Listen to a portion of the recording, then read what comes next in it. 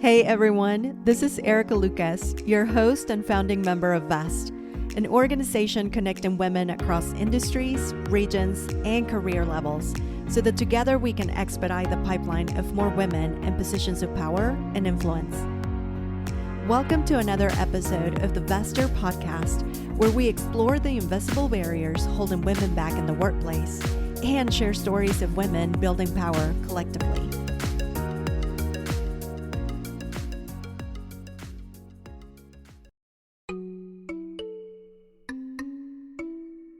One, I don't do resolutions. I think the concept of a resolution automatically starts us off from a deficit perspective, right? That we're not already our best selves, or we're not already accomplishing everything, right? And so it automatically makes us feel like there's more that we need to be doing. And I think over the last 2 years, I've learned that I don't want to frame my life in that way. I do have a leadership mantra that I use, and I think about these sort of every quarter, every half year. I think about, what is the thing that I want to work on, and I write it on a little Post-it note, and I stick it there. And right now, mine is, who am I making space for? I am only, I mentioned, I happen to be at a bill signing. I'm only there because of all of the work that anyone else did. I'm only sitting here with you because somebody made space at a table for me to sit down. Taught me, mentored me, shoved me, kicked me, right, pulled me up. And there were lots of women that did that. And so my job now is to do the same. It's that time again when we welcome the new year, enthusiastic about setting new goals and developing new habits. The problem is, we don't always follow through. So to gain perspective, we invited Anna Wake Rose, Executive Director of the Oklahoma Policy Institute, to talk about her approach to goal settings and how she keeps herself accountable.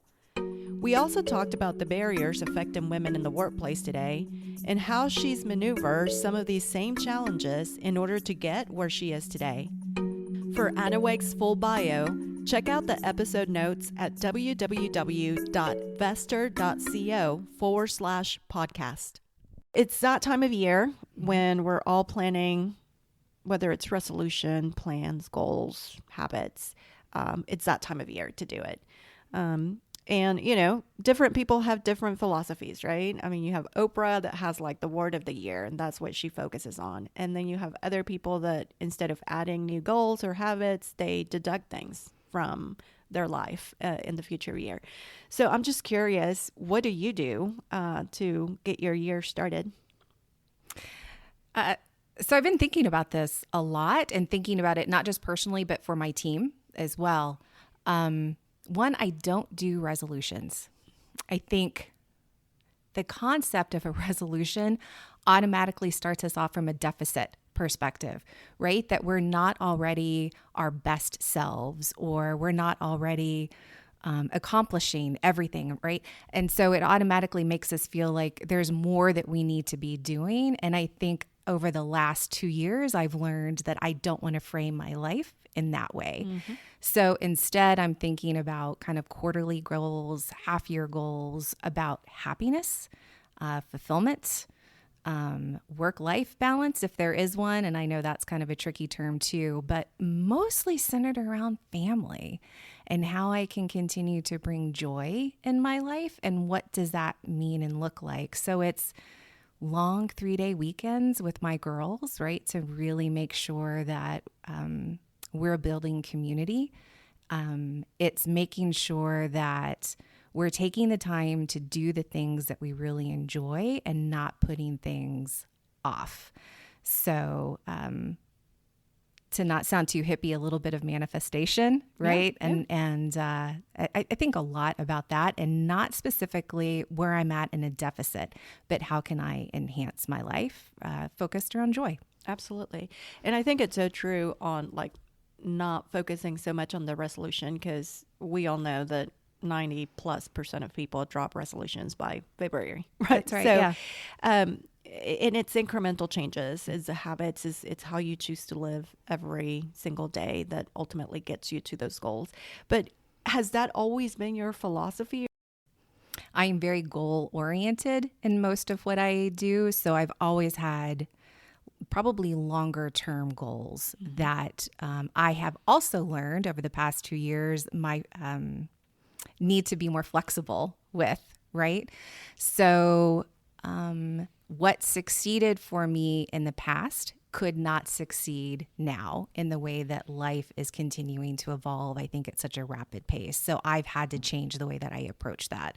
So goal setting has always been very important to me. It's just finding the flexibility in that and being gentle with myself, as maybe they don't come out looking exactly the way that I want them to do, or I thought that I wanted them to, and really recognizing the purpose behind what ends up being fulfilled in my life. Absolutely. And I love how everything that you're focusing on, it's not necessarily about the, achieving goals, but the person you're becoming as a result of how you're deciding to live every day, and kind of like you said, prioritizing time with your girls and building community with them. I love that. Tell me your recap of the year. What were your biggest accomplishments this past year? Can I just say surviving? Yeah. Hey, right? It was a difficult year for everyone. Was. Absolutely. So I'm a single mom, 2 girls, and a homeschool. Well, one of them doing virtual, actually both doing virtual last year.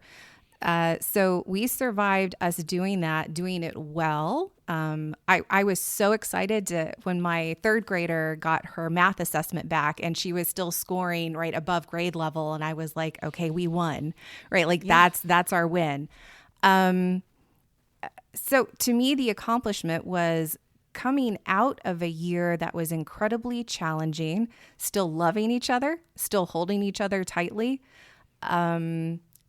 mostly healthy, and both physically and mentally and emotionally, and being able to really look at life, as I said before, more gently, and being more gentle with myself. I am, just like everyone else is, my own worst critic, and I'm really harsh on myself when I can't meet the goals that I've set.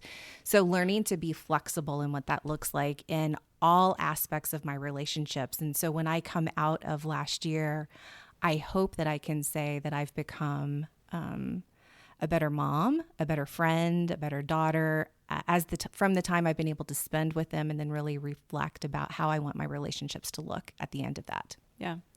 Well, that was actually my next question. What were the biggest lessons learned? Yeah. And that's a great one, right? What else? What else did you learn? Big or small? I learned I love to bake. Oh, really? And then I learned to eat everything that I baked. So like the COVID-19 for me was real. It was like the freshman 15.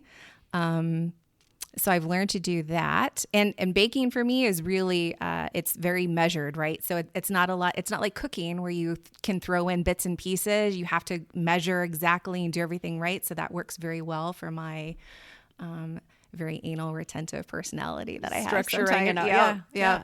So I learned that. I learned to color again, right? So my 9-year-old she's going to be 9. She's super creative and she loves arts and crafts. So I just learned to color outside the lines again, right? Nice. And to be comfortable with that and to let go of some of that, again, structure, right? Yeah. For me.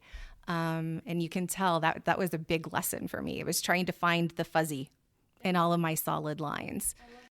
Yeah. I really enjoyed it. It was peaceful. I could plug in a podcast. I could listen to the Vest podcast right while I was baking, and it was my little escape. But I also read a lot. I love to read. I did too. Yeah. So I read a lot over the last year, and I'm trying to keep that as a habit. Do you actually read, or do you listen to like audiobooks? I read. You like to read. And I don't even want to read them on a tablet. I want to hold the book cover, right? And I want to flip the pages. See, I do both. I do the audiobooks just because it's easy and I'm always moving, so it's nice to I can actually finish a book that way. But I also, like, if I really like the book, then I order the hardcover, because then I like to highlight, and then what do you want to take out and key takeaways, especially for Vest. Okay, well, I know you're not into goal setting, or that's not that you're not, but not the focus as you move forward. But what are you setting out to accomplish, whether we call them goals or focus or whatever, in the new year? That's a great question. So I'm trying really hard to diversify my work goals from my personal goals, and in years past, I might not have done that, right? And if we had had this conversation maybe 3-5 years ago, all of my goals would have been work-oriented goals, right? Professional development-oriented goals. I still love that, right? I mean, that's still very much what I want to do. But when I think about personal goals now, I want to learn how to play the guitar. Yeah. Like I've purchased one and it's sitting there and I need to just do the lessons, right? So that's it for me. Like, what were the things that were on my bucket list that I can start actively thinking about? I can't wait to travel again. I really want to do that. So my goals are, how do I create, and God, this is such an overused term. I just read an article about like things that we shouldn't say anymore, and new normal is one of them. How do I create an environment in which we can start loving and living again? And I'll give you a really good example. My daughter's 8th birthday last year, we were supposed to go to Disney World, or Universal Studios, actually is what she decided. And we had to cancel it. And we had to reschedule it twice because of the pandemic. But we're going in 2 weeks to Florida. And I'm getting lots of pushback from some of my family and friends about, really, it's not very safe. And what my response is now my 9-year-old is going to be growing up in this world. We're never not going to have some type of universal, right, worldwide, hopefully not pandemic, right, but something that we're dealing with. I can either help her learn to live with that healthy, which means vaccinations and boosters and masks and social distancing, or I can teach her to learn to live being afraid. In fear. Yeah. Right. And we're not going to do that. So I think that's one of my biggest goals, is how can I help to live again and step back into the world in a way that's meaningful for all of us, and not just hibernating in our home offices and doing things virtually. Something that you said, I think really resonates with a lot of us women, and we can talk about this later on in the podcast, but I think that women are, I think not just women, but everyone, maybe one of the good things that happened during this pandemic was that we actually started looking at mental health a little bit differently. We also started looking at time a little bit differently, and how we spend our time. And I used to be the same way. I used to be so driven that, what's next for goals, what's next for what we want to achieve with the company, revenues, all of that. And now it's like, I still have growth goals. Like, how do my 2 core values are growth and contribution.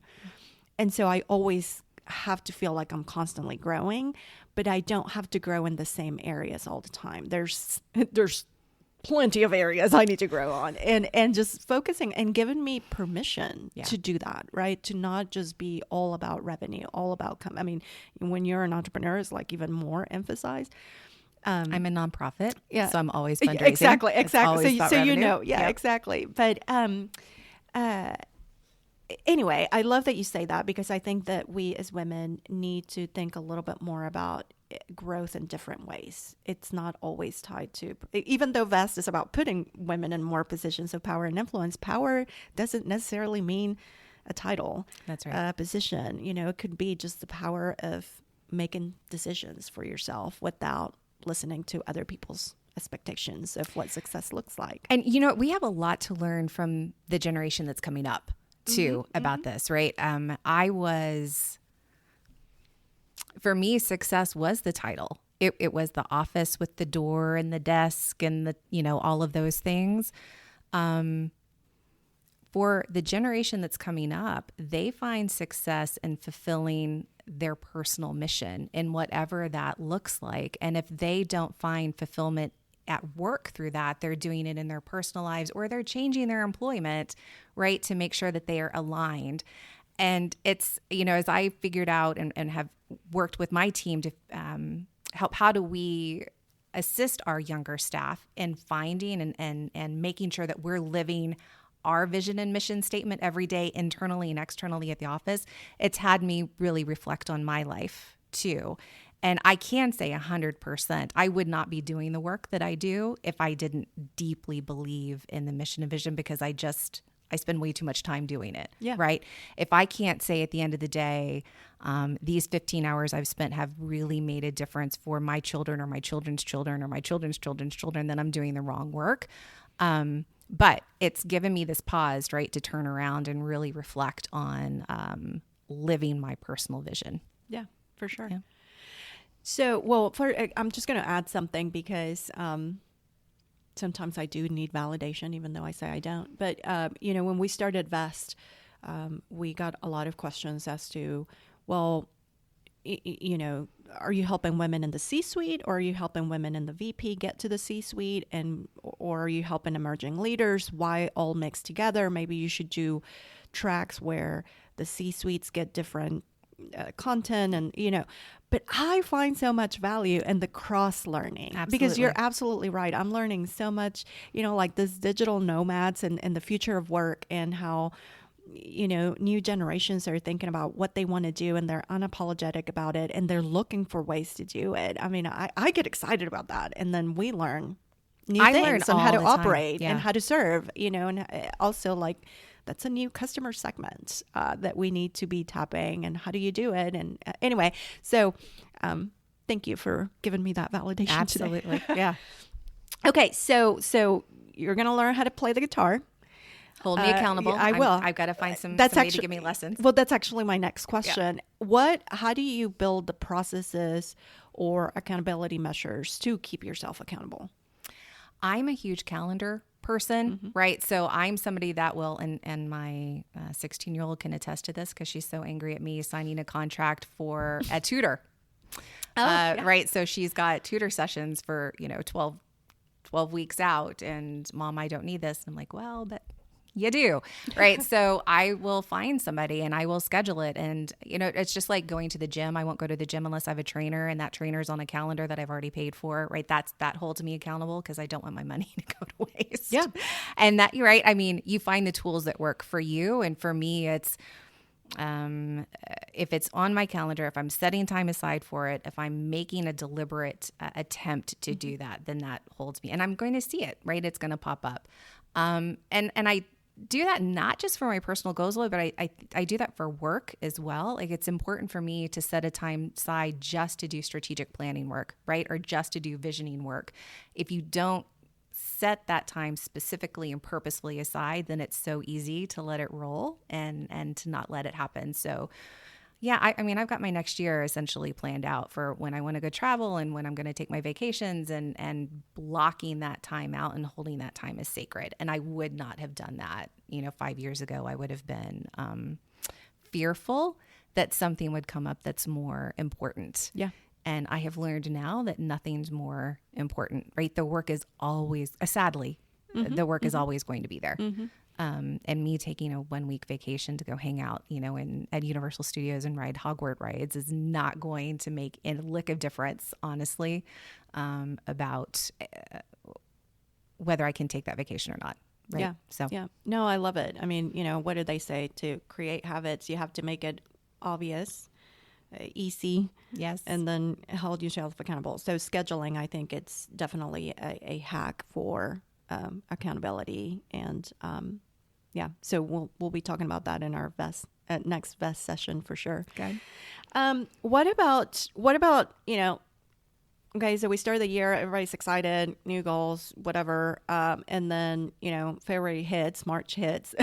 How do you recharge batteries, especially for women now, right? I mean, we're dealing with the pandemic it's not over. And like you just said earlier, new things are going to be thrown at us. The workforce is changing. The how we work, how we interact with each other is changing. So, and with that comes new challenges, especially if it's hard for you to adapt sometimes to that change. So I'm just curious to know, how do you manage burnout? And how do you recharge batteries so that you can go back to your goals and then, again, keep yourself accountable? I don't know how much I want to self-disclose, but I will. I schedule myself mental health days, right? Probably every quarter, if not more frequently, if I feel like I need one. I will schedule myself a mental health day, and whether that means I go sit at the park and read a book, or maybe I indulge and go get a massage, right? But it's days that I really am, it's just for me, just to think. And frankly, if I need to cry, right, and just sit and say, okay, it's been too much. But I am one to say, okay, I've cried, now stand up and move forward. And I know that's not easy for everyone to do. At the office, we're thinking a lot about how do we celebrate our wins more deliberately. So we're trying to build in, and I just heard from my team very clearly that we need to spend more time doing that. So every quarter, we're just going to spend some time reflecting on all the wins that we've had, small and usually small, right? But major wins that we've been able to document. But that's a great question. And I wish I had I think that's thoughtful, responsive answer, but it's just, I literally just try to create space for myself to be. And thank you for, you mentioned, you don't know how much you want to disclose, but I think we need to talk more about it. Yeah. Mental health is not, first of all, we all cry. Yes. I get in the fetal position a lot. Sometimes I get frustrated. I start the year again, although maybe 2022 hasn't been that enthusiastically in terms of setting goals. But, we do all of that. And then, and I say, I'm going to eliminate these things and I'm going to, only focus on this. And then month 2, I'm back to my bad habits of, doing my to-do list and prioritizing the wrong things. So we do need to talk about mental health. We do need, because I think if we take away the stigma and if we know that other people, everybody goes through the same thing, then maybe we are a little bit more patient and empathetic to one another. And then we figure out how to do life together. Well, I'm going to be honest, you're another one, right? Vest has provided me a huge amount of, personal fulfillment, and just knowing, I don't know if it's working nonprofit. I don't know if it's the field that I've in, but I've always been around strong women in leadership. And so when I came to Oklahoma and you having this, it was such a natural fit for me to step into this space, and being around women and celebrating that work uplifts me a great deal. So I've told you this before, but officially, thank you for that, because you helped me find my women right when I came here. So that's, you can't discount who is going to be your network and your support network. And whether that happens, virtually or, through an app, sometimes is enough, right? To just connect with people that are like-minded. Yeah. So, but I quickly want to go back to the goal setting, because I think one thing that we maybe didn't talk about a little bit is that right now in this era, in this environment, goal setting is really challenging anyways. Mm-hmm. We don't even, it's hard to say, like, I want my goal to be this, because I frankly don't know what's going to happen. Yeah. We've got midterm elections coming up. We've got lots and lots can change that we don't have direct control over, maybe in a way that we used to, whether it be, childcare or frankly employment or industry, right? So it's, goal setting can be scary when you're in flux. And we have, as a society and as women, really been in flux for a very, very long time. So just finding time to be grounded and maybe stop and be mindful of the space that we're in, I think is really important. And that would be a great, kind of goal for ourselves, just to try to reevaluate, what does this mean at this moment? So, and how do we manage uncertainty as opposed to always trying to look for the next thing? Yeah. I love that. Well, you talked about something that was also in my list to talk about, which was your move from DC to back to Oklahoma. Tell us a little bit about that. What influenced that decision, and how has the transition been to you and to your girls? So again, I'll do some self-disclosure. So I was in DC for almost 15 years, and I loved it. For folks that have not lived there, it's DC is on my top. Yeah, it's not Chicago, cities. right? It's not New York. There's, in every corner of a neighborhood, there's a park. It's really family oriented. It's super community oriented. You're walking everywhere. Your neighbors. There's markets outside. So we had a really deep, strong community there that was built and was created by us, right? It was all based on friends and people that we worked with. But my youngest daughter's father passed away, and shortly after my father passed away, and all of that, I really was in desperate need of family. And I needed that type of support system and structure. So that was one reason why I was looking to come home. But professionally in the work that I do in policy work, there is a lot that's happening in this space. We call it the devolution of power, right? Which is a movement from federal government's role to state government's role.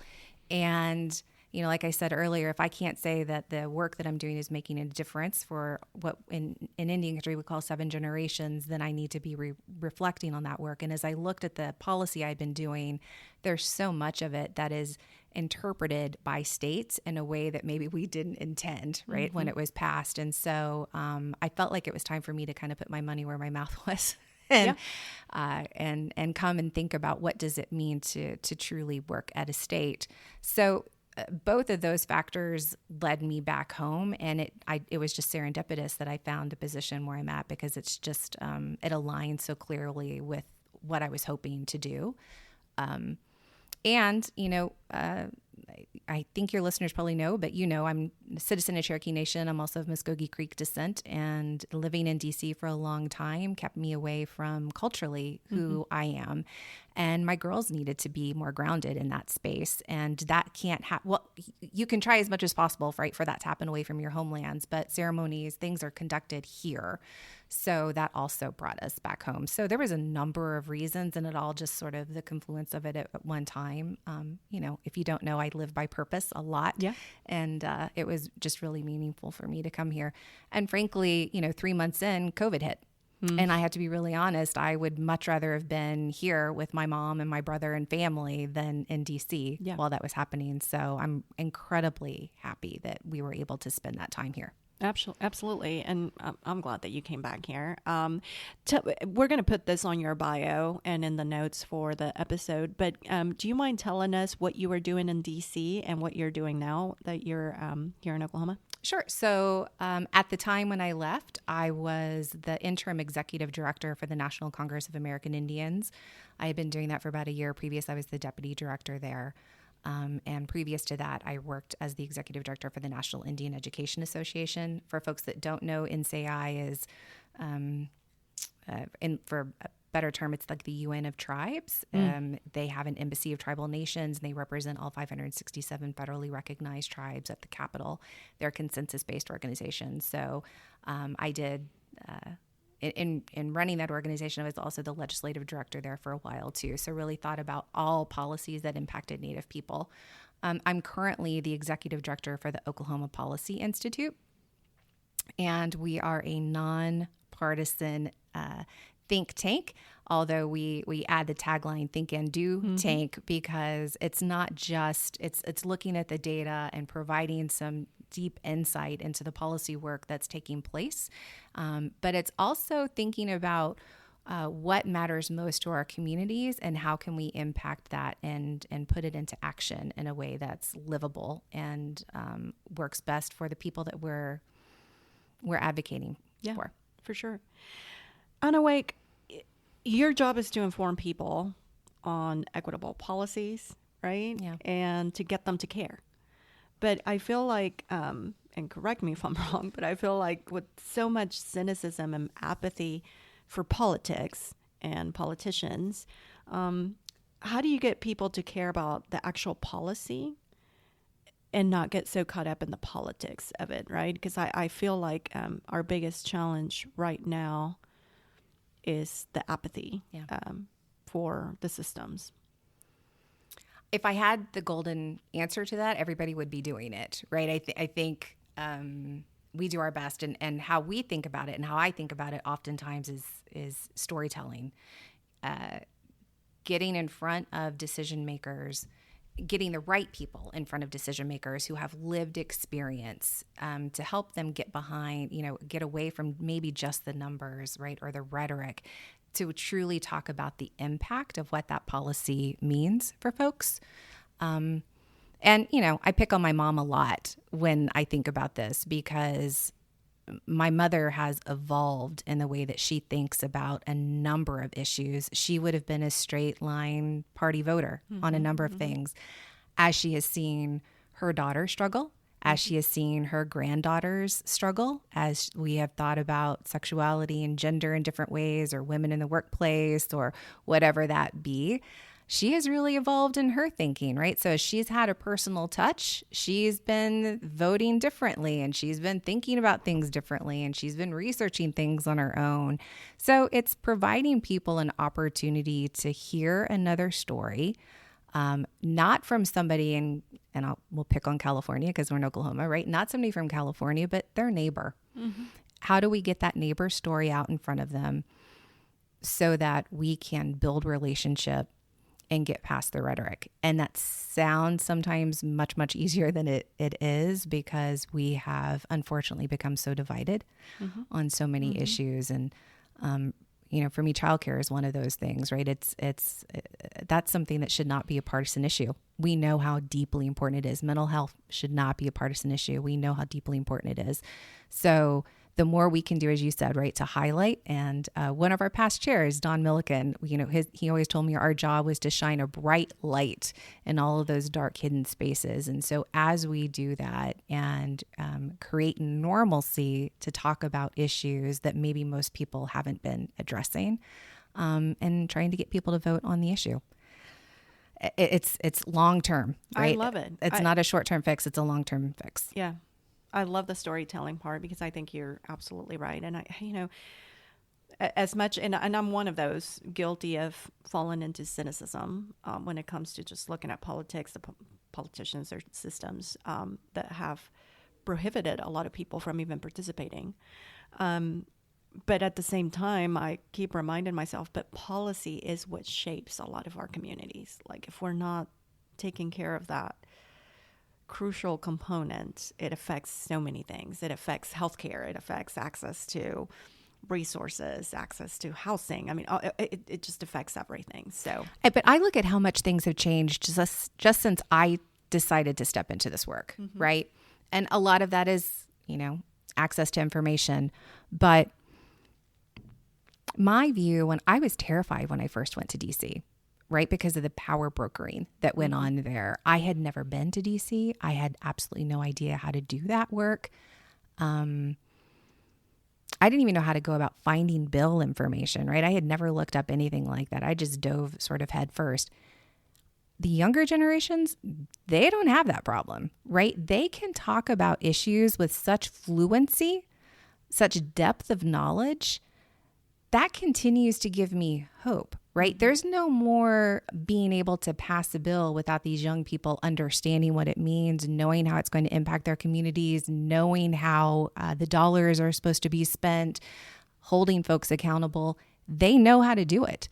They're organizing themselves on various social media platforms, right? They're getting out there and they're sharing information. That didn't used to happen in the way that it's happening now. And so that continues to give me hope. We're not going to be able to,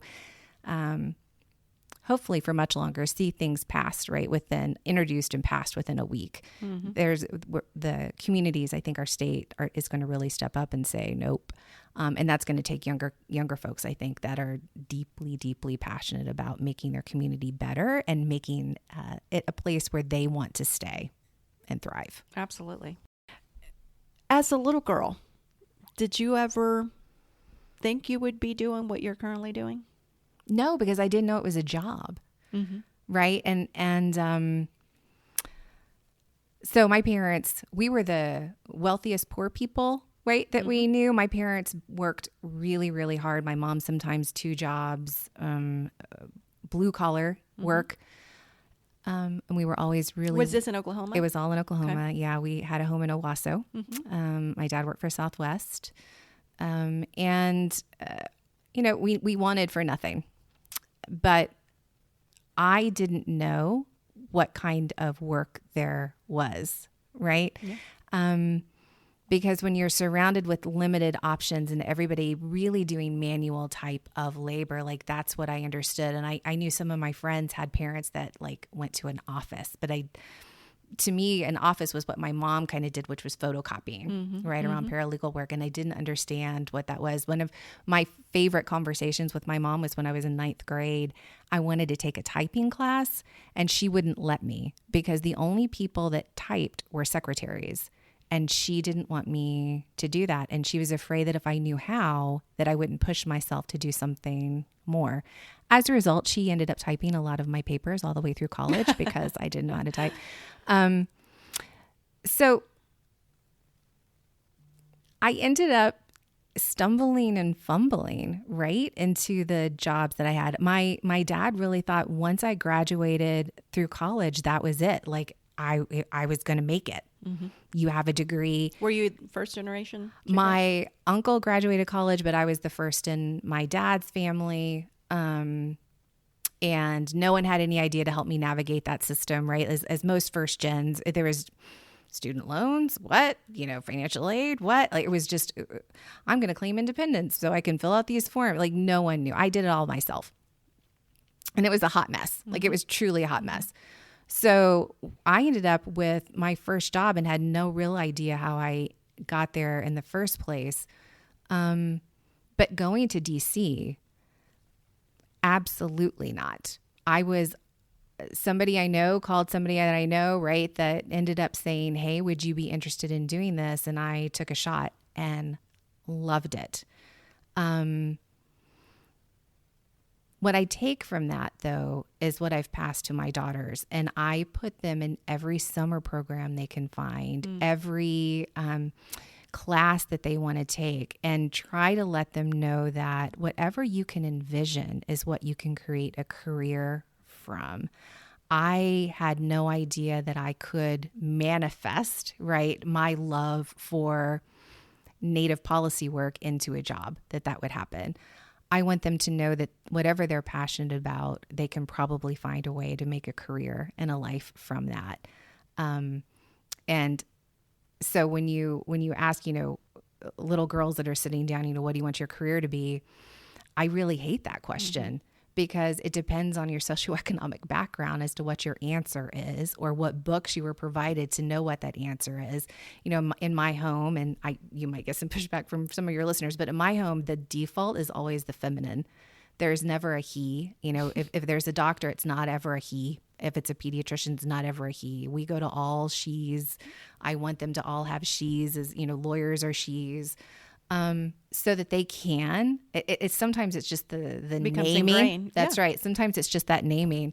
And, I want them to meet everybody. Like, look at this type of job that you could have. Oh my God, you could go to space camp, right? Like the limitations on what we can, we set for people based on circumstances of birth. Mm-hmm. And how do we lift those and erase those so that every young girl can vision that? And I'm not saying be the president, although they could be.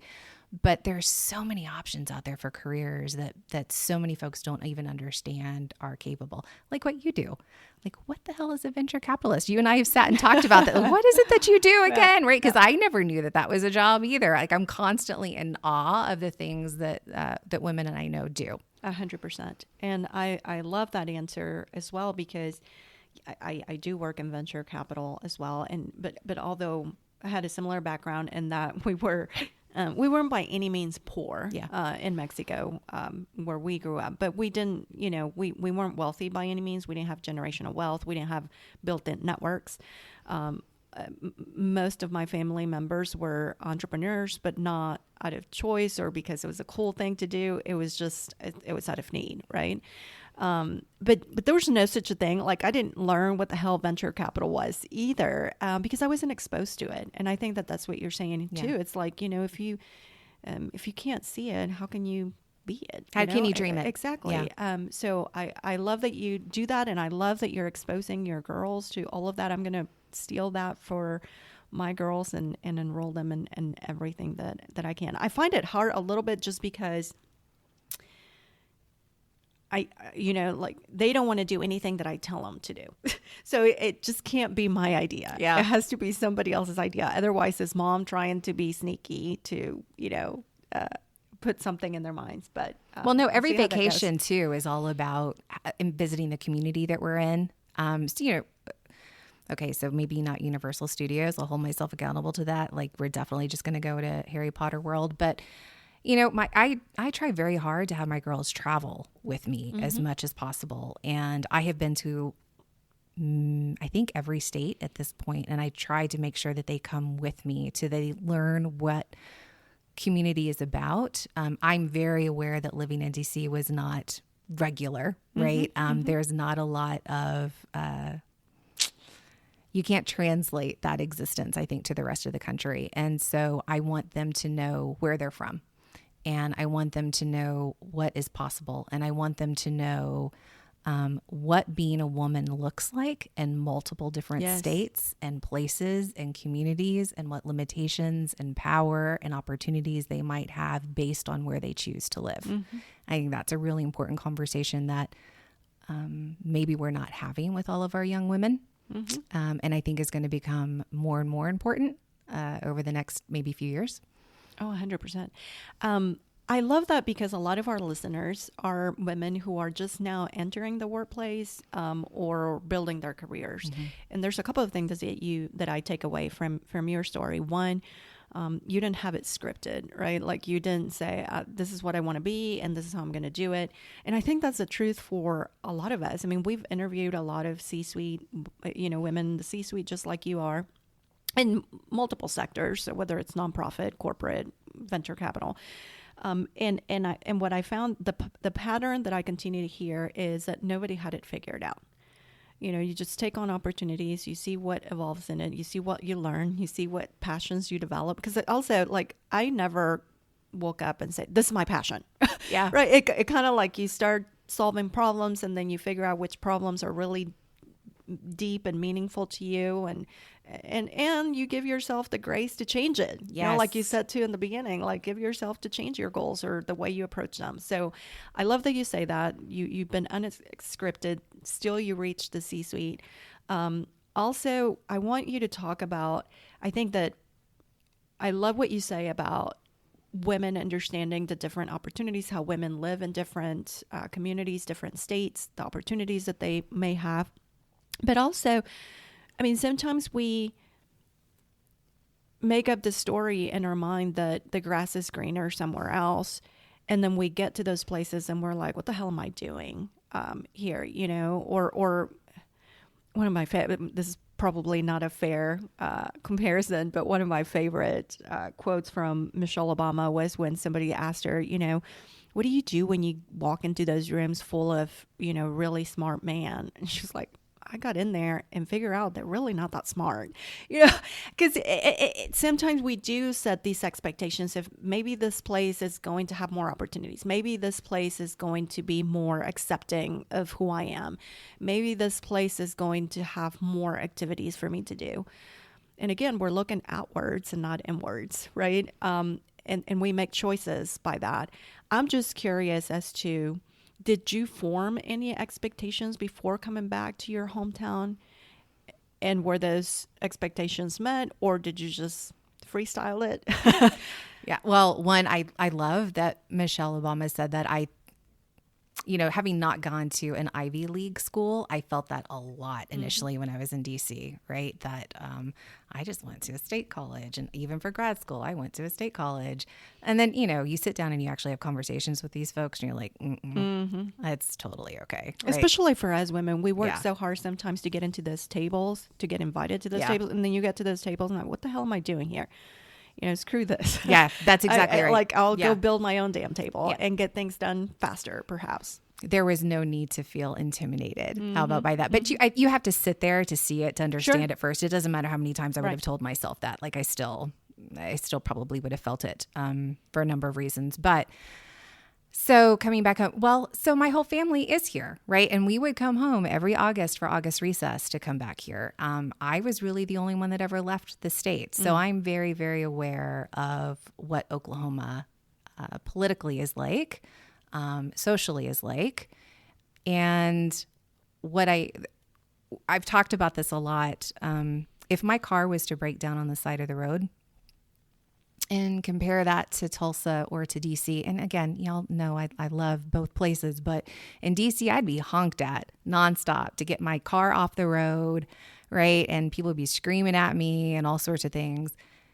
I know that in Oklahoma, I'd have every car pulling over. I'd have people bringing me a pie if I needed it, like offering me cell phones. it's that type of neighboring love that I was really looking forward to coming back and being surrounded by. We know our neighbors know us. Like they know when I travel and do I need help with the girls, and they're walking the girls to the bus stop if need be. There's other parts that come to living here too. And I make no qualms about my 14-year-old did research before, we actually moved here, and was asking me, Mom, we're one of the few states in the nation that have not passed an equal rights amendment. Why are we moving here? I know how you feel about things. Having serious sort of social justice issue conversations with her, so that she's prepared for that. And recognizing that not everybody needs to have the same political beliefs for us to create a strong community. The goal is, how do we all sit down at a table and have a constructive conversation so that we can reach what's best? And that's what I'm most concerned about, that we've maybe lost some of that ability to have constructive conflict and then turn around and have pie later. Yeah. Right? Instead of throwing it in each other's face. But I love our state. I mean, I said this when I moved here, right? Like, addicted to Sonic and Brahms, and it's not just the food, it's the love of the neighbors and the community. We have one of the most beautiful states in the nation, and I think people forget that. And we've been all over. That was one of the things we did for the last 2 years. We've gone sand duning, we've gone down to all of the lakes, and all of those things that our state has to offer, and really learning to re-love all of our neighbors, and meeting them where they're at, and knowing all of them are trying to do their best. Yeah. And I might not agree with how they think that best looks, but trying not to get too political in the conversation, right? But at the same time, understanding that my daughters probably won't stay here. Yeah, sure. Probably won't stay here. Sure. And that's part of it too, right? Like we have to go look for ourselves too, sometimes. And maybe they'll come back. Who knows? Yeah. When you look at the labor force right now, there's a lot of things that are influencing the way women make decisions in the workplace, whether they even stay in the workplace or not. I don't want to give you my perspective. I'm just curious as to, I'm more curious as to what you think this Great Resignation means for the future of work, particularly as it relates to women. Sure. So one, it's such a more nuanced conversation than just like that title, Great Resignation. I know for media folks, it makes it an easy clip, right, to talk about. But, when you think about that term, it really brings through sort of three conversations. You can have a national conversation, you can have a state level conversation, you can talk about the individual worker or their workforce. I won't talk about the state piece because in just a previous conversation, you had Commissioner Osborne, and she did such a good job, I think, of talking about the nuance about what's happening in Oklahoma and our very low unemployment rate. And so we probably have a different challenge with that piece. But first, I read this great article from The Atlantic about this, and I want to give them their credit for it because it's definitely not my idea. But they talk about a few myths of the Great Resignation. And the first thing that they really hit and addressed was just this term resignation, right? When you say resignation, it means to quit. And so, even terming this, the Great Resignation, is saying, look at all these big quitters out there, and they're all just a bunch of big quitters. And that's not the case. If anything, and being in Oklahoma, we'll use that sports metaphor. If anything, they're free agents, right? So we're talking about a lot of workers that were at the bottom of the wage scale who have become free agents and are leaving their jobs to think about and look for higher paying jobs with more opportunities and benefit structure. So from a worker's perspective, they've really turned into free agents. However, there's the caveat to that, and that's around women. So for women and for caregivers, the story is different. And again, I'm not sure the term resignation is appropriate because women aren't quitting the workforce. They're really being forced out. And we know that during the pandemic, and you've talked about this a lot, and I think you've quoted this a lot, is the number of women that have been forced to leave the workforce. And that's at twice the rate that men have left. And almost a third of mothers in the workforce have scaled their jobs back, right? So it's not just them leaving, it's them reducing their hours. And the labor shortage is being felt most acutely in the industries that women work the most in, right? So that's hospitality, that's retail, that's healthcare, where women are the majority of workers, and sometimes women of color, right, are the majority of those workers. So, but one point that we should make really clear, though, is that this isn't new either, right? I mean, this has been happening since 2008 when the financial crisis hit. Women have been having to make really challenging decisions. I would argue since the beginning of the times. That's true, right? I mean, and a lot of it's the pandemic accelerated this trend, and it's because women are really being forced to make a decision of, do I choose my children or do I choose my professional career? And that's not a choice, right? That's a false choice that they're being asked to make. And sadly, that it's all around us not supporting and endorsing women through the issues through the parts that we need, and that's through a care economy. And because we have chosen as a country not to invest in a care economy, we're having women make and forcing them to make, right, this decision of care versus professional development. So again, I don't think resignation is the right word to use for that, but I love my mom. I tell my mom's story when I think about this a lot. And again, not 2008, it was a long time ago. My mother was a VP for Dillard's, never went to college, but because of circumstance, she ended up with this really amazing job. Dillard's had just left Arkansas, had come into Oklahoma. My mom was flying on private jets. Like she talks about this time and she just glows, right? How much she loved it. And then she got pregnant with me and they couldn't afford childcare. And so she chose to stay at home. Childcare, professional. So her choice was that. She could never go back to that level of participation. And, my mother would never talk about her life in terms of regret. But her choice was taken away from her because she didn't have access to the care that she needed, that I needed. And so she never again reached that professional place that she so rightly deserved. So as a result, right, we end up losing all of this talent, right? All of this brilliance, and our economy overall suffers because we're not investing in a care economy. I agree. Well, you'll be glad to know that a lot of venture capitalists are looking into investing in the care economy. Yay. So there goes the private sector, although there's issues with that as well. But we won't go there. Not on this episode. We'll leave it for another discussion. And by the way, can I just say that I agree with you 100%. I think that, it's a tagline, right? Yep. It's a title that somebody came up with. I also think that in addition of women being forced out, some of them are just making decisions to say, screw this. I'm going to, you talked about the creator economy. Some of them are figuring out ways to make passive income, active income, doing side hustles, creating their own businesses, which makes me really happy. They're just taking control. They're also taking control over the type of company that they want to work for. Yeah. You mentioned, and I will say this because I say it all the time, whether it's through the podcast or my tweets or as I talk to people, it's one thing to have a low unemployment rate. It's another thing to see, are we actually helping people generate wealth?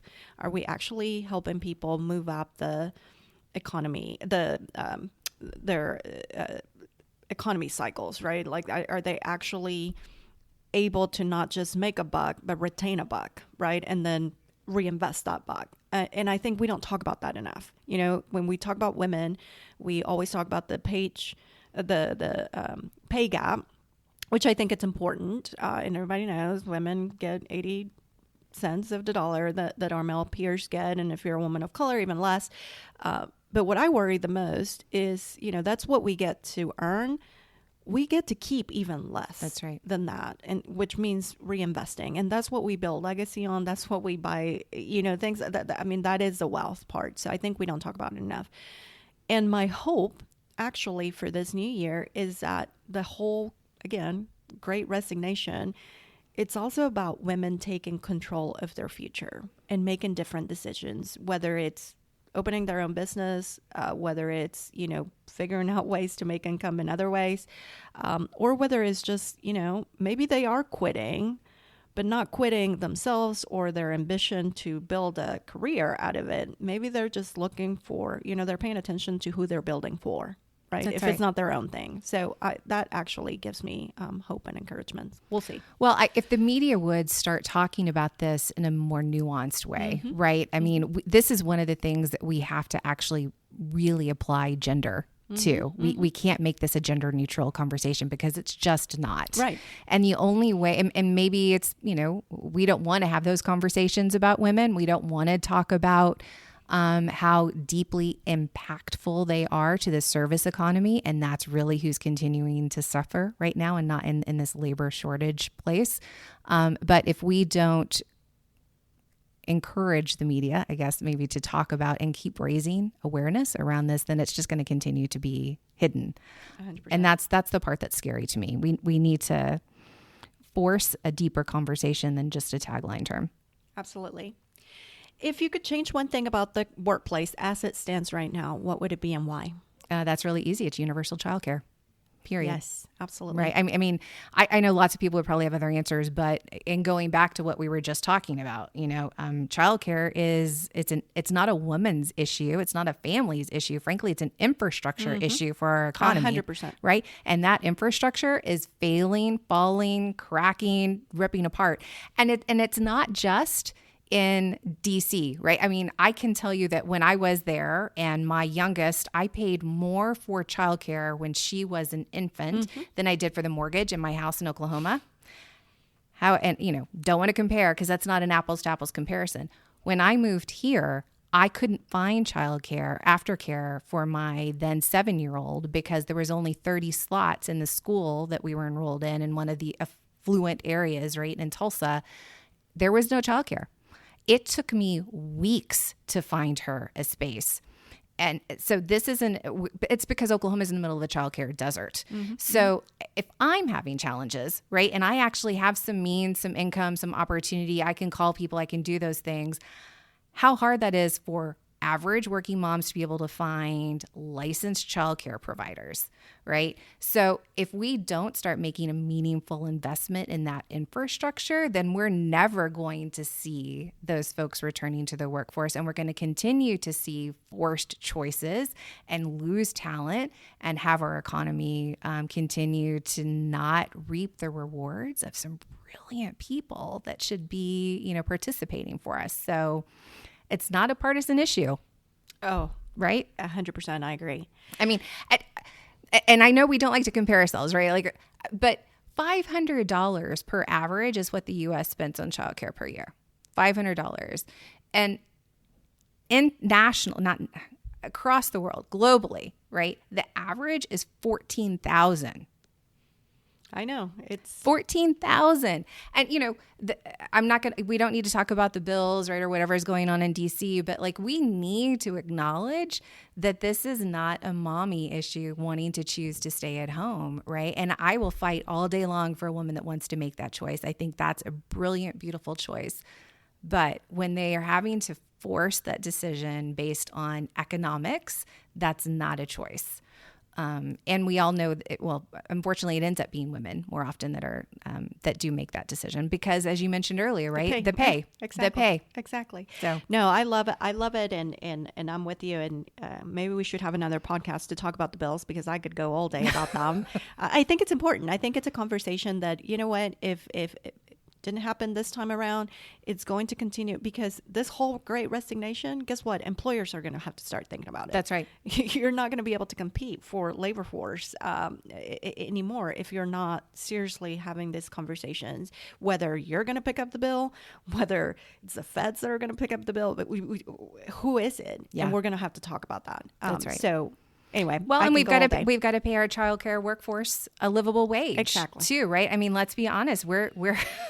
We all depend on women of color that get paid very, very little to take care of our children and ensure that they're ready to go to school. And the whole way that we are reliant on this broken system to continue to perpetuate this very interesting economy, right, is just anyways, I'm glad we're actually having open conversations, and I hope more people than just you and I. You know are what? having I that. think we should have a vest session on the care economy. We should. I think Because that it's should be more a than whole topic. childcare too, right? It's elder care. Oh, Let's think absolutely. about that's what we talk a lot at OK Policy about paid family medical leave, and we know it's going to be a while for that to get passed in Oklahoma. But our biggest job is to create conversations around issues. So right now mine is around tax incentives. I want every auntie to sit around at a table and talk about tax incentives or paid family medical leave. It's not just about kiddos. Yeah. My mom and dad, if something happened with my mom, I need to be there with her and to take care of her. Absolutely. No, 100%. All right. So the topic of this month is goal setting. So I want to go back a little bit before we close up. Sure. I feel like a lot of us women don't talk enough about building a legacy, right? Like we think of legacy as something that happens after we're gone, or something that, or just wealth generation, right? Something that we get to pass on to the next generation. But I think that legacy, listen, people are going to think of you when you're gone the same way they think of you now, right? How you act now. But we don't talk a lot about how we want to be remembered. What legacy are we building? Why are we building? You mentioned this, you align your work with your personal mission. That's building a legacy. So I'm just curious, do you think about that? Do you think about what kind of impact you want to have? Do you think about your legacy, what kind of legacy you want to leave behind? And if so, how do you align it with your values and how you live every day? I'm doing the deep breath because it's a challenging question. Somebody that I know is going to laugh at me when I say it's both and about something. Absolutely for my girls, right? I think a lot about it. The young women that I'm helping to nurture into their place, and what my granddaughters and my great-granddaughters. And so in that way, I'm thinking about the legacy of example of giving back. I can tell you I've donated more over the last 2 years than I ever have in my entire life, or volunteering, or putting family first.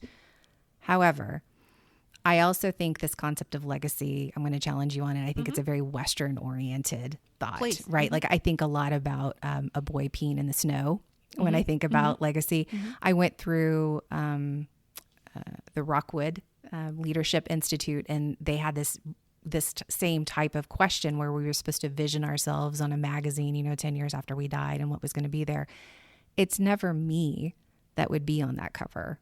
I would want my legacy to be a stronger, thriving community, and whatever I've done to help stand that up. And it's not just me, right? What I happened to be at a bill signing, right? And it was such a cool event, but I knew very well, I just happened to be one person at the end of a very long line of people that worked their asses off to get this accomplished and done.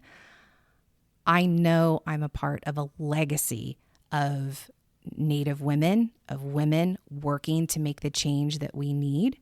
So I want my legacy that I'm a part of that community that's continuing to build the momentous change. It's not me, but that I'm continuing to lift power for all.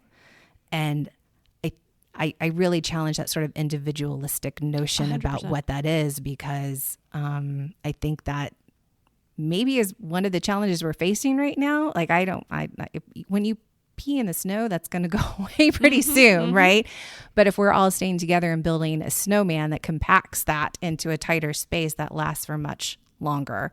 So I want to join hands and be a part of the lasting legacy of, we're building a stronger, thriving Oklahoma, or, our tribal nations, or whatever that may be. Actually, I love that. And I love, maybe legacy is the wrong thing. Is like, how do you contribute? You know, nobody builds companies alone. Nobody builds movements alone. Yeah. Nobody does anything alone. We're meant to do things together and to pull for one another. So I actually love your questions. Challenge accepted. Thank you for doing that. What about your two core values, though? I don't have a core value right now, but I do have a leadership mantra that I use. And I think about these sort of every quarter, every half year. I think about, what is the thing that I want to work on. And I write it on a little Post-it note, and I stick it there. And right now mine is, who am I making space for?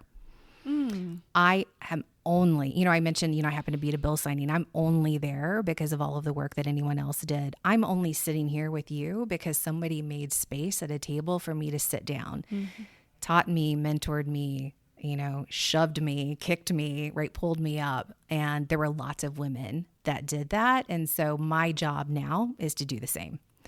And so I'm always trying to remind myself to look around and who should be at the table with me and who should I be pulling up and who should I be lifting up, which is one of the reasons why I love VEST, right? I have tried very hard to make appointments with all of the young ones that are on, the emerging leaders, and whatever I can offer or advice I can provide. Women, I think, aren't great at mentorship because so many of us weren't mentored, and so that we don't really know how to make that happen. I just pick up the phone and call people like, hey, I think you're super cool. Can I take you to lunch and learn for you? Yeah. But that's not a sort of my personal mission, but it is what my sort of goal is right now, is ensuring that I can do everything I can to make room or space for someone else, because let's be honest, I want to retire and go hang out in Belize, and I need somebody else to be able to sit down in my chair to be able to do that. So I love that. You talk a lot throughout this conversation about how many women have supported you. And one of the reasons you joined VEST is because you believe that women should and can enable one another to do big things. However, that's not how, I want to make sure that we're also addressing the challenges that maybe, and the systems have created, the environments that we work in have created, because in reality, there has been this competitive nature among some women, right, to not collaborate, not support one another, but instead compete. And I don't know if that's due to the fact that there's been so few of us at the top that we felt like we needed to do that. I don't know if it's because, again, the environment just teaches that you have to have a certain type of leadership style, and if you don't have that and you try to be collaborative, it's not going to work, and you're not. I don't know what it is. I don't know. Well, actually, I do know what has contributed to some of that, but I want to ask that question to you. It seems like you've always had women to support you. You've always acknowledged those women, but have you ever run across somebody that maybe wasn't supportive? Or what would you say to other women who haven't had the same experience as you, so that we can help one another and change the narrative moving forward? I was asked several years ago to come speak to a group of young people and talk to them about mentorship. And it was the first time I sort of deeply reflected on, have I had a mentor? What did that look like? Because when I was growing up, like, I really thought, and maybe it was, watching all of these, very male-dominated white TV shows of like the older white man who sees the young upcoming white kid and says, hey, son, I'm going to help you do this. And so like, I literally kind of thought there was a contract that you signed that said, Dear Erica, I really, really like you. I think you're super cool. Will you sign this piece of paper and I will mentor you for your whole life? And I kept waiting for that. And I kept waiting for that. And I kept waiting for that. And by the time I realized that was never going to come, I turned around and looked and was like, oh my God, look at all of these women that have already been providing me that. And I just didn't label them as mentors, right? So professors, the one that put the graduate school application in front of me and said, you can do this. Professors who said, you can definitely, make this happen, or provided me that opportunity. Or bosses who might not have been super supportive of everything, but I learned a shit ton from, right? Like a lot from. Because mentors can come in a variety of shapes or sizes, and you got to take. What you take yes, away it's from what you it. Yeah. take from it. But I've also been much more deliberate about it now too, right? And I learned how to get over that anxiety. I'm not kidding. If I'm sitting at a table and there is some cool ass woman at the end of the table, young, old, whatever, I call her up and say, can I take you to coffee? Can I take you to lunch? I really just want to learn from you and, whatever I can provide you in return. And I create deep, lasting relationships. I have a fellow, when I first started my fellowships in DC, she's one of my dearest friends now. And she calls me a mentor. I think she's a mentor to me. Like I learn more from her. I keep in touch with women for years and years and years. Another one of my favorite women, she talks about this a lot, that there's we're crabs in a bucket, the crab in a bucket mentality, right? That I don't know if you've ever seen that. If you put if you get a big bucket like out on a pier and you throw in a whole bunch of crabs, one starts to climb to the top. But as soon as one gets to the top, there's another one there that's pulling it back down so that it can climb back up, right? And it's just this constant cycle of pulling somebody down, pulling the crab down so the other crab can get back up. And too often we do that. We think that only if one starts to succeed, we have to find the failure or the fault in that person. But if we would turn around and lift that hand, right, and pull up and lead through love and lead through kindness and generosity of spirit, I think we would see a lot more of that reciprocated. And you're right, a lot of it is a cultural piece of the environments that we're being asked to lead in that maybe didn't want to accommodate us in the first place. But the more of us that get to a space that we can rethink the culture and make it one of inclusivity, make it one of equity, and really what we do at OK Policy is, build in professional development, build in that type of formal mentorship so that we learn how to do that. All right. Last question. If you could go back in time when you were just first starting in the workplace, what would you tell yourself? To not wear high heels. I would too. Really? I know that's totally, I could come up with something really deep, but if I sit back and I look, I'm also a big believer. I don't want to change anything, right? For all of my mistakes and flaws and craziness, right? I really have gotten to a place that I like who I am. And if I changed any of that, or I asked my younger self to think about something different, I'm a big believer again in purpose, and that might skew the crazy results that are sitting in front of you. It would be not to spend so much money on shoes, right? And high heels, and invest that money. Invest that money, right? So that I just found out that I'm going to be able to retire on time, because of my 401k, and that has been life-changing for me. So, just stop worrying about that sort of piece maybe and be comfortable, because it doesn't matter if you're in 2-inch heels, you still kicked ass at everything that you did. Absolutely. So no regrets. No regrets. If you enjoyed this episode, leave us a review and subscribe to our podcast for future episodes. You can also join the conversation by becoming a VEST member. Go to www.vester.co and apply today.